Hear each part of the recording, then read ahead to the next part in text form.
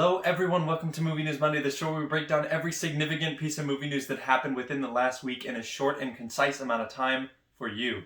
I'm your host Dylan Strickland. Don't forget to like and subscribe, and let's get started.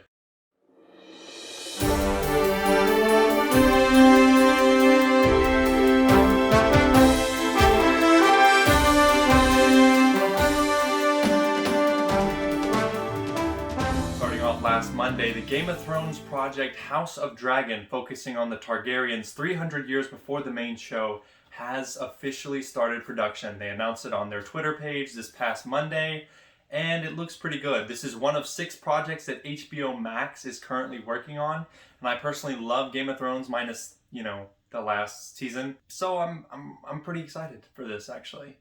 Jesus, has it been like that the whole time? Ugh, embarrassing.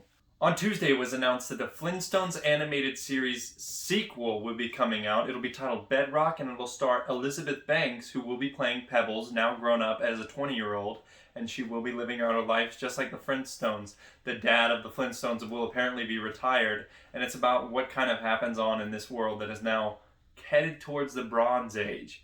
I'm pretty excited for this. I watched the Flintstones a lot as a kid, so this is kind of like the next step for me. This report was brought to you by Variety. This report was brought to you by Variety, and I'm pretty excited to see it. Also on Tuesday, Adam Wingard, the director of Godzilla vs. Kong, is apparently in very, very early talks to direct a sequel to that movie.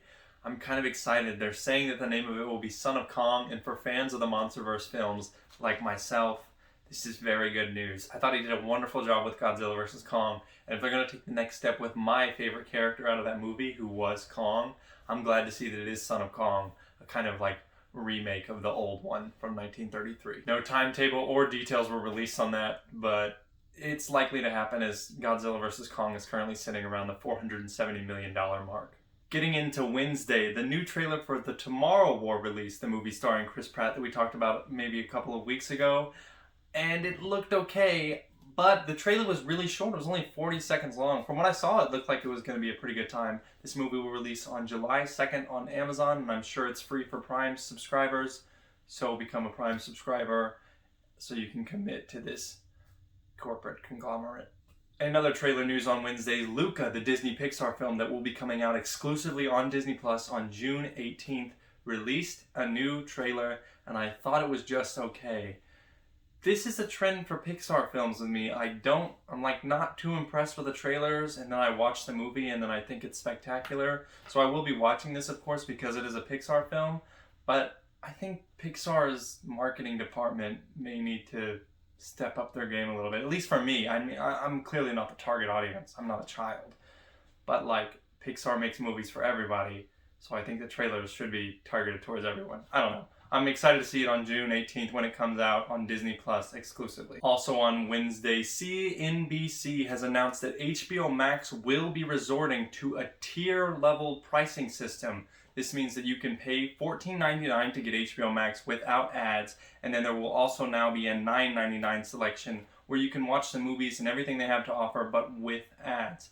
It's a very interesting move. I can't tell if they're trying to get more subscribers because they're lacking, or if this is because they want to give more options to people who might not be able to afford HBO Max. I can't really tell what their aim is here, but this comes into effect in June, so stay tuned for that, especially if you like HBO Max movies but you can't quite afford the $15 fee. Now it's only $10 and it comes with ads instead. Also on Wednesday, Robert Kirkman, the creator of Invincible, has announced that Amazon has greenlit a season 2 and 3. I have yet to watch this show, but it's immensely popular right now because I think the season finale just aired a week ago, and now there is news it is greenlit for seasons 2 and 3. I'm sure the fans of that show are very, very excited, and I'm sure I will be checking out this Invincible show as I've heard really, really good things. A bit of halfway decent news. On Thursday, the recently declared bankrupt Alamo Drafthouse announced that it is going to be opening 15 locations for a total of 30 locations across the country. The dates that I know specifically are Brooklyn, which will be opening on May 7th, and LA, which will be opening on May 28th. I'm very excited. I love Alamo Drafthouse. It broke my heart to hear that it went bankrupt last year. If you'd like to check out all 15 dates, I have linked the article down below. They do a list by list of which Alamo Drafthouse and which area will be opening at what time. So that is linked down below in the description if you'd like to check that out, as well as any trailers I mentioned in this video. Crimes of the Future, the new David Cronenberg film, has cast Viggo Mortensen, Kristen Stewart, and Léa Seydoux. And I'm pretty excited. The story is apparently about humans adapting to a future that is completely synthetically based. And I think Kristen Stewart's been on an uphill tick lately. I really enjoyed Underwater that came out last year that she was in. And I haven't really seen anything where I thought, oh, this is a bad performance from her, even if I didn't particularly like the movie. Viggo Mortensen, of course, plays Aragorn, so he gets props there. And I'm kind of excited for this film. It's written and directed by David Cronenberg. And we'll see what happens, but some development on it is good news, and I think this movie is shaping up to be something to look out for. Also announced on Thursday, Noah Centineo will not be playing He-Man. He has opted out and said that he is no longer involved in the Masters of the Universe project, and instead his next project will indeed be Black Adam. So, Black Adam's going into production soon, and Masters of the Universe isn't. I don't know how to feel about this. I don't really have that much interest in Black Adam, and I don't really have that much interest in Masters of the Universe, so I'm kind of in the middle. But they really need to find a new He-Man now. On Friday, some beef has gotten started between Google and Roku. YouTube TV has now been removed from the App Store for Roku. This is crazy news. Apparently, Google, who owns YouTube TV, of course, was trying to make decisions that were unfair for Roku and unfair for the consumers, and Roku has dropped YouTube TV completely. Do I think that this will eventually be resolved? Yes, because I think Google needs Roku in order for its service to work. And anybody who has YouTube TV currently or bought YouTube TV on their Roku still has this. They didn't take it away from anybody who is paying for it. They just removed it from the App Store so it cannot be downloaded again. I'm sure this story will keep developing in the coming days, and I'll be sure to keep you updated on what happened. Also announced on Friday, Taika Waititi will be playing Blackbeard in his HBO Max pirate series called Our Flag Means Death. Man, this show is coming at a time in Taika's life where he's immensely busy. He's got Thor, Love and Thunder, and then he's got his new Star Wars project, and now he has an HBO Max series to worry about.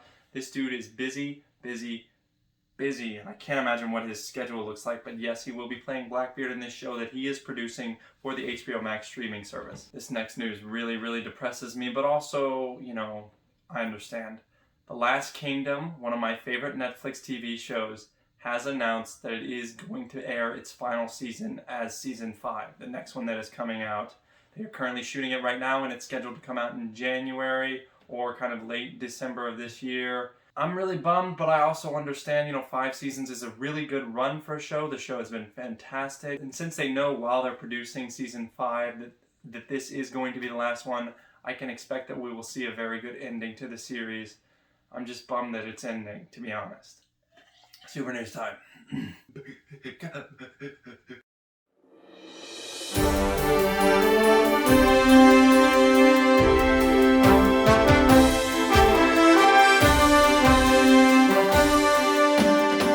Hello everybody, welcome to Super News, the part of the show where we talk about the stuff that I personally care more about than the other news. And yes, that's completely biased, and no, I shouldn't put this at the end of the video, but who cares? Let's get into it. This past Tuesday, Marvel has hired its new chief writer for the Ironheart series. Chinaka Hodge is the lead writer. She previously worked on TNT Snowpiercer, the show about, I think, a train going through some snow. I might be completely wrong on that, so don't quote me on that.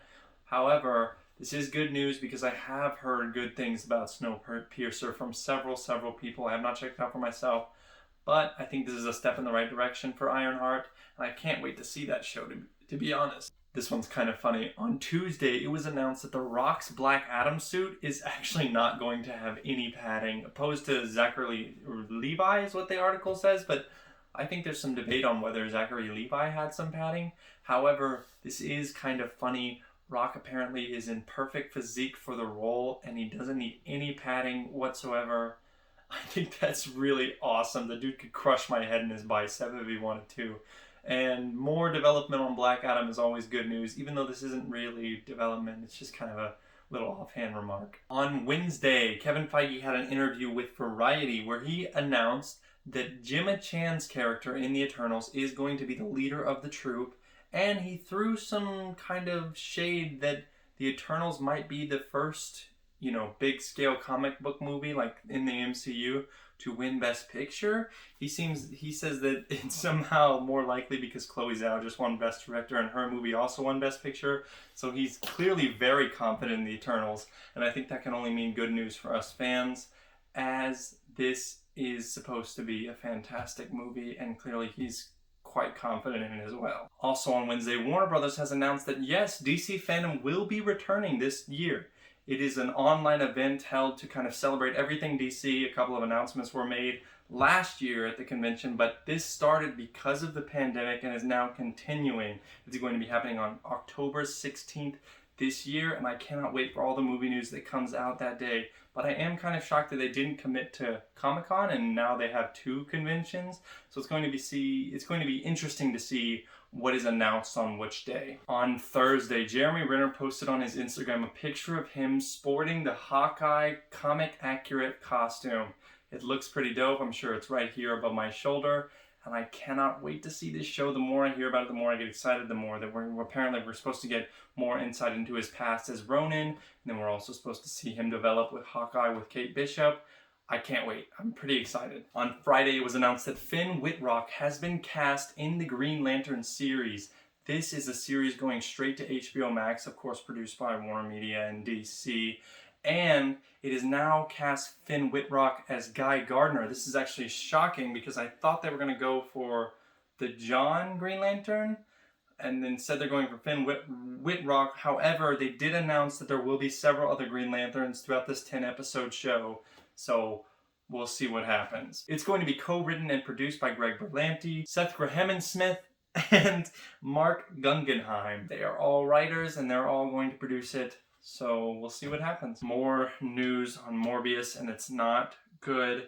It has moved its release date exactly 1 week back again, from January 21st to January 28th.